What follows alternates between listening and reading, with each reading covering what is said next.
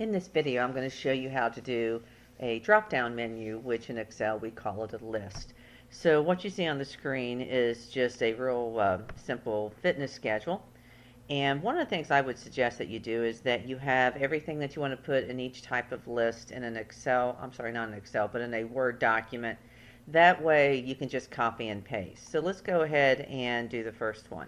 So for the warm-up, what we're going to do is we're going to put some drop-down menus in these three cells, and then we'll do the same thing for sets and reps. The first step is to select the cells that you want to put the list in.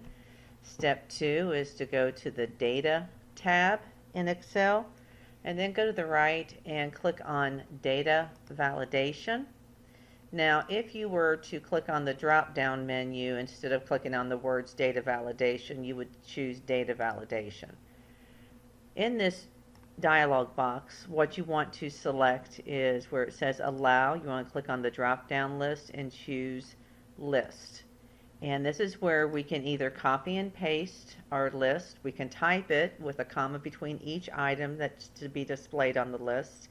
Or we can go ahead and select some cells that we may have typed that list of activities in Excel. What I'm going to do is I'm going to go over to the Word document and I'm going to copy and paste. So since this was already created for me, I'm just going to highlight the text and I'm going to choose the copy command. Then I'm going to switch over to the Excel sheet. Notice the data validation dialog box is still displayed. Make sure you click in the source text box. And then I'm just going to do a Control V. So you hold down the Control key, press and release the V key. You can also right click when you're in the source text box and then left click on paste. So either one works. The key is to make sure that not only do you have the text that you want in the drop down list, you also want to make sure you have a comma between each item. That way you know that you're going to get that on a separate line. And I'm just going to delete the spacing.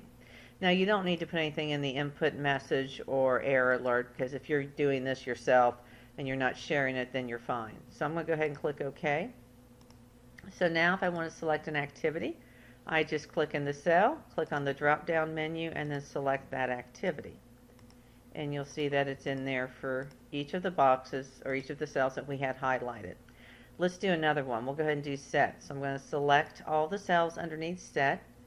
From the data tab, I'm going to click on data validation. Then underneath allow any value, I'm going to go ahead and choose list. And then I'm just going to type this in. So let's say we're going to do either 1 set, 2 sets, or 3 sets. And then I'm going to click OK.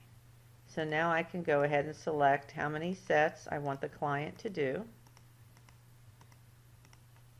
Let's go ahead and do the reps. I'm going to go ahead and select the cells that you want the list to be displayed in. From the Data tab, go to Data Validation.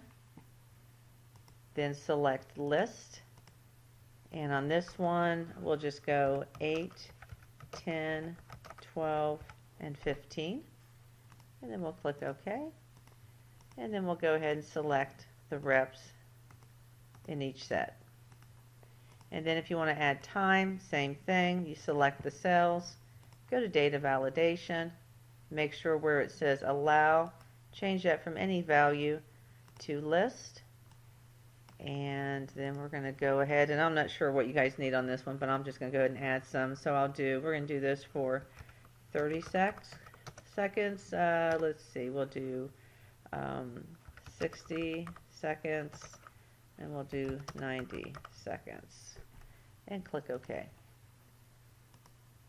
And then you can select it. Same thing with distance and intensity, excuse me. With notes, that's probably something you just want to key in your notes. If it's something that's something that you tend to repeat often, then what I would suggest is that you type various types of notes in Word, copy and paste, and again, I would do data validation, and then I would just go ahead and do list at that point.